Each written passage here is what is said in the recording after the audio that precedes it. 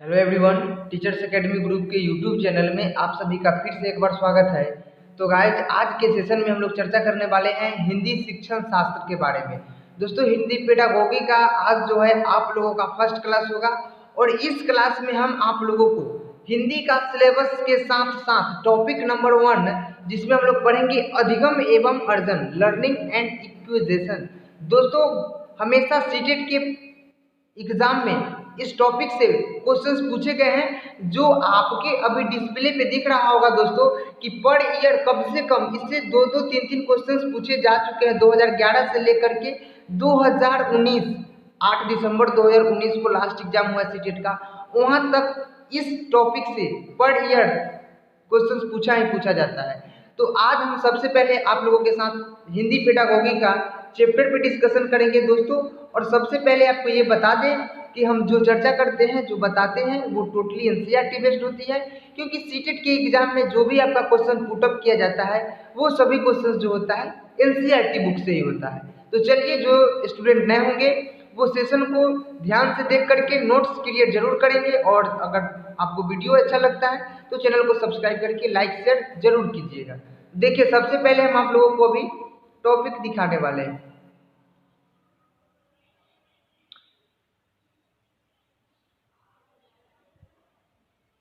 देखिए, अभी topic number 1 में टोटल इसमें हम लोगों को 9 टॉपिक पढ़ना है। टॉपिक नंबर 1 है अधिगम एवं अर्जन, इस पे अभी हम लोग चर्चा करेंगे। सेकेंड टॉपिक है भाषा शिक्षण के सिद्धांत। हम लोग जो भाषा सीखते हैं उसके सिद्धांत के बारे में पढ़ेंगे, यानी कौन से मनोवैज्ञानिक भाषा सीखने के संबंध में कौन सा कथन कहे हैं। थर्ड नंबर पॉइंट हम लोग को पढ़ना है भाषा के कार्य एवं इसके विकास में बोलने सुनने की भूमिका। फोर्थ होगा हमारा व्याकरण, भाषा अध्ययन में व्याकरण की भूमिका। और फिफ्थ है भाषाई विविधता वाले कक्षा कक्ष। दोस्तों, इसका कहने का मतलब कि बहुभाषिकता, मल्टीलिंगुअल से क्वेश्चंस पूछा जाएगा। सिक्स्थ है हमारा लैंग्वेज स्किल, भाषा कौशल के बारे में क्वेश्चन। और सेवेंथ है हमारा भाषा बोध, यानी भाषा की हमें जानकारी जो होती है, यानी सुबोपल्ली जो आप लोग जानते होंगे, सुनना बोलना पढ़ना लिखना, इसके मूल्यांकन से भी क्वेश्चन पूछा जाता है। टीएलएम शिक्षण सहायक सामग्री से भी क्वेश्चन होता है। और लास्ट है आपका रिमेडियल टीचिंग, ये उपचारात्मक शिक्षण और निदानात्मक शिक्षण से क्वेश्चंस पूछे जाते हैं। तो दोस्तों, अभी तक हमने टॉपिक आपके साथ चर्चा कर लिया है। अभी हम स्टार्ट करेंगे टॉपिक नंबर 1 अधिगम एवं अर्जन। तो दोस्तों, अधिगम सबसे पहले आपके डिस्प्ले पे दिखने वाला है। आज का जो सेशन होगा, इस सेशन में हम लोग क्या क्या पढ़ने वाले हैं, इससे पहले दोस्तों हम अपने आप को थोड़ा सा छोटा कर लेते हैं। देखिए, अधिगम एवं अर्जन, लर्निंग एंड इक्विजिशन। तो दोस्तों, ये जो हमारा पार्ट 1 है आज के सेशन का, ध्यान से सुनिएगा दोस्तों। जब तक वीडियो को अंत तक नहीं देखिएगा तब तक जो है आपको इससे कुछ भी बेनिफिट नहीं होने वाला है, क्योंकि ये वीडियो जो है आपको एक पॉइंट से दूसरा पॉइंट जुड़ा हुआ है। अगर आप सोचते हैं कि थोड़ा सा देख करके हम सीख जाएंगे, तो ऐसा नहीं हो सकता है, क्योंकि बहुत सारे ऐसे स्टूडेंट हैं जिनका बहुत सारा कमेंट आता है कि सर हम बहुत ऐसे जगह से पढ़ चुके हैं जहाँ से कि क्वेश्चन ही नहीं आता है।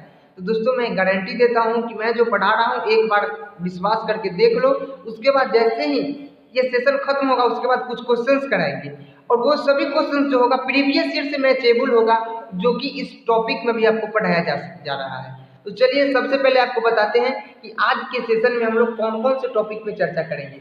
तो सबसे पहले चर्चा करेंगे अधिगम का अर्थ एवं परिभाषा, यानी अधिगम जिसको हम लोग इंग्लिश में लर्निंग कहते हैं। तो अधिगम का मतलब क्या होता है, शिक्षा के क्षेत्र में हम लोग को अधिगम का परिभाषा पढ़ना है, उसका अर्थ पढ़ना है, और अधिगम से हमारे लाइफ में, हमारे छात्र लाइफ में क्या क्या इसका इम्पोर्टेंस है अधिगम का, इसके बारे में जानेंगे।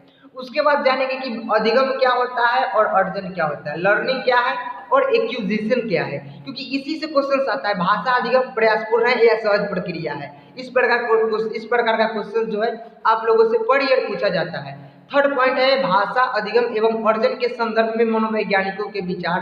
तो हम लोग लगभग 3 मनोवैज्ञानिक है, लेकिन 2 ऐसे मनोवैज्ञानिक है जिससे पर ईयर क्वेश्चन आता है। एक है आपका चॉम्स्की, जिनका कथन है कि भाषा जो है बच्चों में भाषा सीखने की जन्मजात क्षमता होती है। और एक है आपके वाइगोत्स्की, जिनका कहना है कि बच्चे समाज के साथ अंतःक्रिया के द्वारा भाषा सीखता है। तो ये दोनों फिलोसफर का तो कथन अभी बता दिए, बट समझाएंगे कि कौन से मनोवैज्ञानिक का कथन क्यों है, ठीक है। उसके बाद नेक्स्ट पॉइंट पे चलते हैं। एकदम वीडियो में अंत तक बन रहिएगा। और लास्ट होगा हमारा भाषा अधिगम और अर्जन को प्रभावित करने वाले कारक। यानी हम लोग जो लैंग्वेज सीखते हैं, भाषा जो सीखते हैं, इसको कहाँ कहाँ से प्रभावित किया जाता है और कौन कौन से कारक है जिससे हमारा सीखना, भाषा अर्जन प्रभावित होता है। तो चलिए दोस्तों, सबसे पहले हम अधिगम के बारे में भी चर्चा करेंगे। तो दोस्तों, अधिगम, ये नाम आप लोग सुन चुके होंगे, क्योंकि अधिगम टॉपिक हम आपको अधिगम का क्षेत्र पहले ही CDP का फर्स्ट क्लास में आप लोगों को बता चुके हैं कि अधिगम का मतलब क्या होता है। तो दोस्तों ध्यान से सुनिए, अधिगम का मतलब होता है सीखना। अधिगम का क्या मतलब होता है? सीखना। और सीखने से तात्पर्य है कि हमारे व्यवहार में परिवर्तन होगा। जैसे आप लोग कुछ सीखे, अभी हमसे कुछ ना कुछ जरूर सीखे होंगे अभी तक, तो आपने जो कुछ भी सीखा तो आपके व्यवहार में परिवर्तन हुआ। तो दोस्तों देखिए, व्यवहार में दो तरीके से परिवर्तन होता है, अभी हम नोट करके आपको बताते चलते हैं। देखिए, हमेशा परिवर्तन जो है दो प्रकार का होता है। एक होता है अस्थायी परिवर्तन और एक होता है अस्थायी परिवर्तन। ठीक,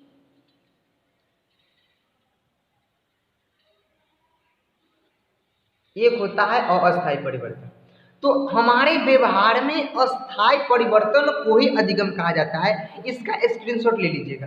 अब अस्थायी परिवर्तन और अस्थायी परिवर्तन के बीच के डिफरेंस को भी हम अभी आपको बताने वाले हैं कि अस्थायी परिवर्तन का मतलब क्या होता है और अस्थायी परिवर्तन का मतलब क्या होता है। तो देखिएगा, जैसे आपको कुछ जानकारी शिक्षकों के द्वारा प्राप्त हुआ और उस जानकारी को आप अपने अंदर, अपने व्यवहार में ले आए, आप अपने अंदर आत्मसात कर लिए, तो आपके बिहेव में यानी व्यवहार में कुछ ना कुछ चेंजेज हुआ, और वो जो चेंजेज हुआ वो परमानेंटली चेंजेज हो गया, स्टेबल हो गया, वो अस्थायी हो गया।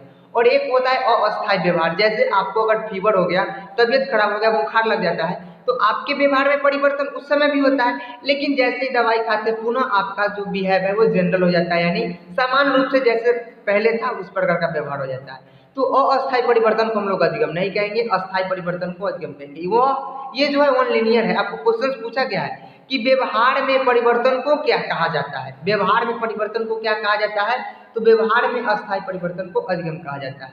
और तो और दोस्तों, इसका मेन सेकेंड पॉइंट क्या है कि अधिगम जो है जीवन पर्यंत चलने वाली एक सतत प्रक्रिया है। तो यहाँ पे आपको दो वर्ड का मतलब समझ में नहीं आया होगा, कौन कौन? एक आपको बताते हैं जीवन पर्यंत और एक सतत। तो जीवन पर्यंत कहने का मतलब कि आपका जन्म हुआ तब से लेकर के अभी तक आप अपने जीवन काल में कुछ न कुछ हमेशा सीखते आए हैं। यानी जन्म से लेकर कर्म तक व्यक्ति जो है हमेशा कुछ न कुछ सीखते रहता है। और अधिगम को विकास कहा गया है। अधिगम को क्या क्या है? विकास कहा गया है, डेवलपमेंट। ठीक है, तो ये पॉइंट को नोट कर लीजिए। अब सतत, सतत का मतलब होता है लगातार। सतत का मतलब होता है लगातार। जैसे अभी आप हमारा क्लास अटेंड किए, अभी आप हिंदी पेडागोगी सीख रहे हैं, उसके बाद इस क्लास को खत्म होगा, आप नोट्स क्रिएट कीजिएगा, फिर से क्या कीजिएगा? रिकॉल कीजिएगा, पढ़िएगा, वहाँ पे भी आप कुछ ना कुछ सीखे। किसी को कुछ बताइएगा, वहाँ पे भी आपको कुछ सीखने को मिलेगा। यानी कहने का मतलब हुआ कि बालक का जब जन्म होता है तब से लेकर के मृत्यु तक वो कुछ न कुछ सीखते रहता है। कभी माता पिता से सीखता है, कभी विद्यालय से सीखता है, कभी दोस्तों से सीखता है, कभी सोशल मीडिया से सीखता है, कभी बुक से सीखता है। क्वेश्चन ऐसे पूछता है कि सीखने का साधन बुक है, कहने का मतलब कि अधिगम केवल बुक से किया जाता है, तो हम करेंगे इसको आंसर गलत है, क्योंकि सीखने के बहुत से साधन हैं। सीखने के बहुत से साधन हैं, यानी सीखने को बहुत से जगह से प्रभावित किया जाता है। माता पिता, दोस्त, भाई बहन, शिक्षक शिक्षिका, विद्यालय, ट्यूशन, मीडिया, सोशल मीडिया, ये सभी जगह से आपका कुछ न कुछ लर्निंग होते रहता है। अब हम लोग चलते हैं इसका नेक्स्ट पॉइंट पे। दोस्तों, वीडियो कैसा लगा होगा एक बार हमें कमेंट करके जरूर बताइएगा, लाइक करना बिल्कुल मत भूलिएगा। अब बात आती है भाषा अधिगम और अर्जन। तो दोस्तों, इसको दो पार्ट में पहले तो बांट देंगे, अधिगम एक तरफ और अर्जन एक तरफ। अधिगम क्या होता है? जैसे पहले ही बताए कि अधिगम जो है जीवन पर्यंत चलने वाली प्रक्रिया है। तो बताइए, आप अपने ऊपर पहले सोचिए कि आपको किसी चीज को हासिल करना होता है, तो हासिल करने के लिए आपको क्या करना होता है? आपको करना होता है प्रयास। जब तक आप प्रयास नहीं कीजिएगा तब तक आप किसी चीज को हासिल नहीं कर सकते हैं, यानी किसी चीज को सीख नहीं सकते हैं। कहने का मतलब कि भाषा अधिगम जो है प्रयासपूर्ण होता है। भाषा अधिगम कैसी प्रक्रिया है? क्वेश्चन पूछा हुआ है कि भाषा अधिगम कैसी प्रक्रिया है, तो भाषा अधिगम जो है यह एक प्रयासपूर्ण प्रक्रिया है। अब बात आती है अर्जन। अर्जन का मतलब क्या होता है? कि भाषा अर्जन जो है यह एक स्वाभाविक प्रक्रिया है।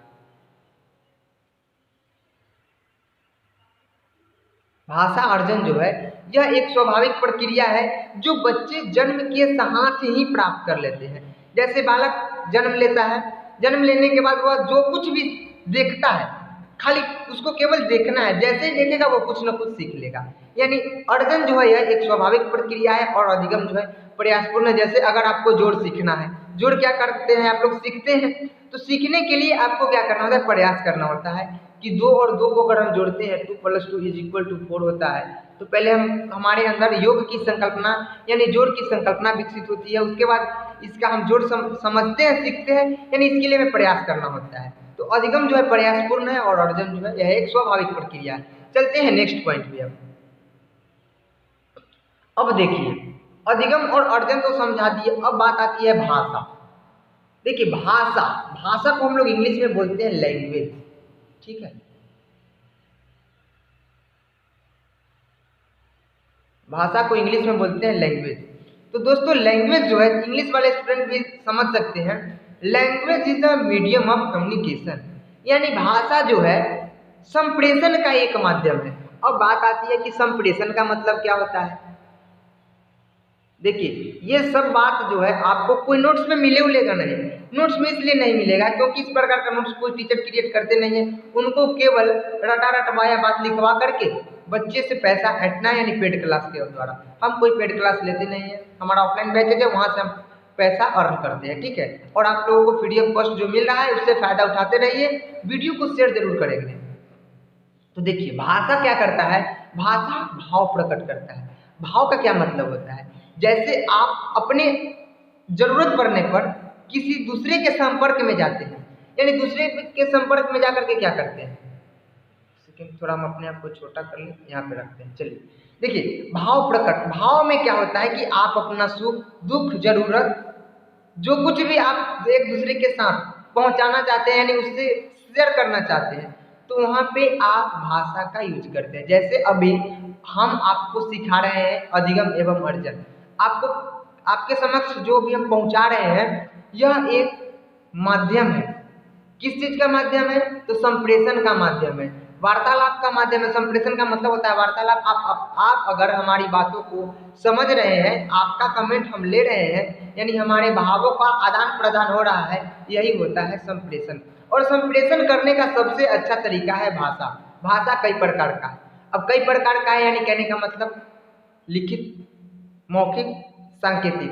तो ठीक है, तो इसके बारे में कभी हम चर्चा करेंगे ही करेंगे।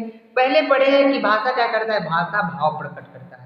अब भाव प्रकट में क्या होता है कि व्यक्ति अपनी आवश्यकताओं की पूर्ति के लिए समाज में भाषा का यूज करता है और भाषा का यूज करके अपनी आवश्यकताओं की पूर्ति करता है। जैसे बच्चे को जो कुछ भी सीखना है, उसे सीखने के लिए शिक्षक के पास जाना है, शिक्षक के पास जाने के बाद वो अपने कमियों के बारे में बताएंगे कि सर हमें ये चीज़ को सीखना है, तो कहने के लिए भी वो भाषा का यूज करेगा, या तो कह करके करेगा, या तो लिख करके करेगा, या तो संकेत के माध्यम से। इस संकेत का मतलब जैसे देखिए ये एक सांकेतिक भाषा है, इसका मतलब होता है कि चुप रहने के लिए। अब हमें यहाँ से ऑस्ट्रेलिया किसी के पास लेटर भेजना है, करेंगे क्या, लिख करके भेजेंगे। भाई अभी तो सोशल मीडिया है, तुरंत से क्या करेंगे, ऑडियो रिकॉर्डिंग करके भी भेज सकते हैं, टाइपिंग मैसेज भी भेज सकते हैं। अगर अभी का कोई दस्तावेज हम अपने पूर्वजों, जैसे पूर्वज बोलते हैं, अपने बच्चों के लिए अगर संजो करके रखेंगे तो वहाँ पे लिखित दस्तावेज काम में आएगा। लिख करके रख देंगे, उसके लिए वो इतिहास पढ़ लेगा हम लोगों का क्या अतीत था। तो यही होता है भाषा का मतलब। अब हम लोग पढ़ेंगे भाषा के कुछ प्रकार, जिससे क्वेश्चंस पर ईयर पूछे जाते हैं। व्यक्त भाषा, व्यक्त कहने का मतलब हम लोग भाषा व्यक्त दूसरों के सामने कैसे कैसे करते हैं, तो कथित यानी कह करके व्यक्त करते हैं, लिख करके व्यक्त करते हैं और संकेत करके व्यक्त करते हैं। जैसे आप लोगों के सामने अगर भाषा प्रकट करना है, व्यक्त करना है, तो व्यक्त करने का क्या क्या माध्यम है, हम बोले कि आप सुनिएगा, कथित रूप हो गया ये, लिख करके दे दिए, यह भी भाषा का प्रकट हो गया यहाँ पे, यानी व्यक्त कर दिए। संकेत के माध्यम, जैसे ट्रैफिक सिग्नल, हम लोग रेड लाइट देख करके रुक जाते हैं, ग्रीन लाइट देख करके चलने लगते हैं। अगर येलो टाइप का है, रेड लाइट ट्रैफिक पे जला हुआ, तो हम लोग समझते हैं कि ट्रैफिक अब खत्म होने वाले, हम लोग चलने के लिए तैयार हो जाएंगे। ये भी देखिए कि कथित, लिखित और सांकेतिक सामान्य मनुष्य की भाषा होती है, यानी जनरल हम लोग सभी मनुष्य जो है ये 3 प्रकार का भाषा का सबसे ज़्यादा यूज करते हैं, बोलते हैं, लिखते हैं और संकेत करते हैं। यही है व्यक्त भाषा का स्रोत। चलते हैं अब नेक्स्ट, अब मातृभाषा।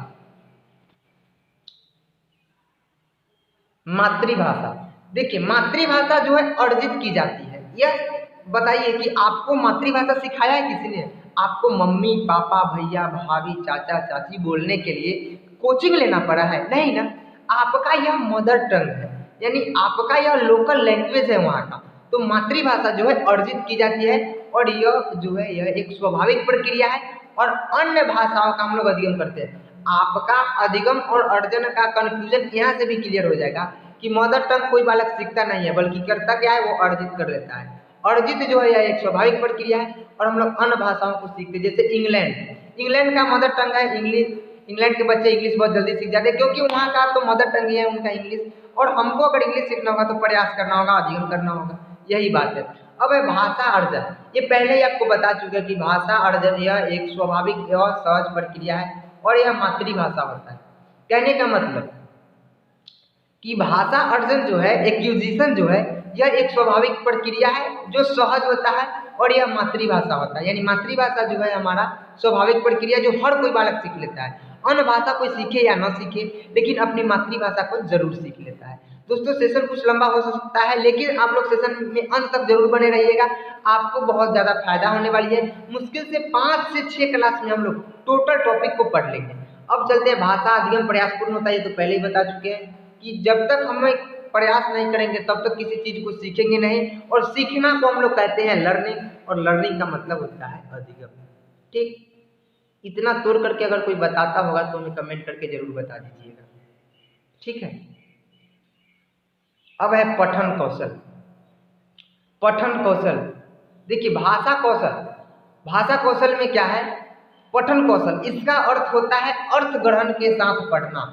जैसे अभी जब आप लोग किसी चीज को पढ़ते हैं तो पढ़ने का मतलब है कि उसके भाव को समझिए, उसके अर्थ को समझिए कि यह जो लिखित रूप में है यह हमें क्या कह रहा है, हमें क्या कहना चाहता है। पढ़ लिए, कुछ समझे नहीं तो वो हमारा वहाँ पे पठन कौशल डेवलपमेंट नहीं हुआ, यानी हमारा रीडिंग स्किल में कोई इम्प्रूवमेंट नहीं हुआ, तो हमारा वो पढ़ना कोई काम का नहीं रहेगा। अब है भाषा क्रमशः ज्ञान होता है। भाषा क्या होता है, नॉलेज होता है, ठीक है। भाषा जो है क्रमशः ज्ञान होता है, यानी लैंग्वेज जो है नॉलेज होता है, जिसको संक्षेप में सुबोपली कहते हैं। भाषा क्या होता है, ज्ञान होता है, और इससे संक्षेप में हम लोग सुबोपली कहते हैं। और भाषा सीखने, भाषा जो है यह एक क्रमबद्ध व्यवस्था है, यानी नियमबद्ध व्यवस्था है। सुबोपली, पहले सुनते हैं, तब बोलते हैं, तब पढ़ते हैं, लास्ट में लिखते हैं। यही पे हम आपको यहाँ पे दिखाने के लिए लिख दिए है कि सु से सुनना, ब से बोलना, प से पढ़ना और ल से लिखना। आप लोग समझ गए होंगे दोस्तों। अब है बालकों का बौद्धिक, नैतिक एवं सांस्कृतिक विकास उनकी भाषाई क्षमता पर निर्भर करता है। यानी बच्चे का जो मेंटल मॉडल जो है, यानी बौद्धिक एवं नैतिक सांस्कृतिक विकास जो उनकी भाषा पर निर्भर करता है।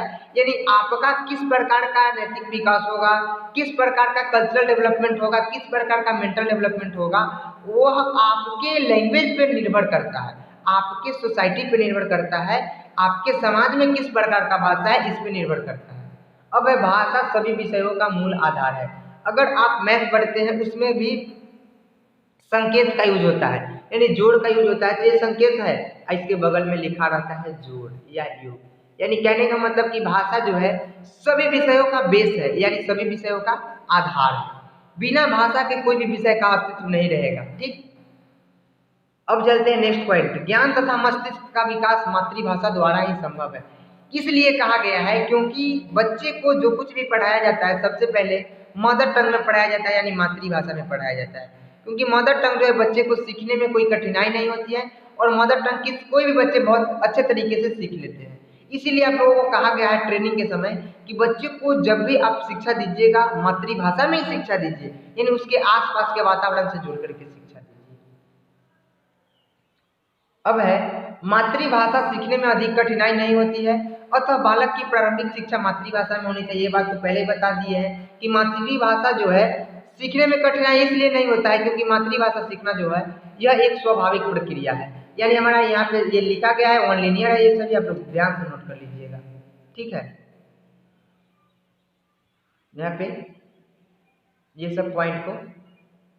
भाषा क्या है? भाषा सभ्यता और संस्कृति की जननी है, यानी हमारा कल्चर, हमारा समाज, हमारा संस्कृति कितना पुराना है, किस प्रकार का है, ये हमारे भाषा से ही पता चल जाता है। जैसे आप लोग कहीं पे जाते हैं, कुछ अभद्र टिप्पणी करते हैं तो क्या बोलता है कि आपका परिवेश के बारे में पता चलता है, यानी आपके सोसाइटी के बारे में पता चलता है कि किस सोसाइटी से आप बिलोंग करते हैं, आपके भाषा से ही वह पकड़ लेता है।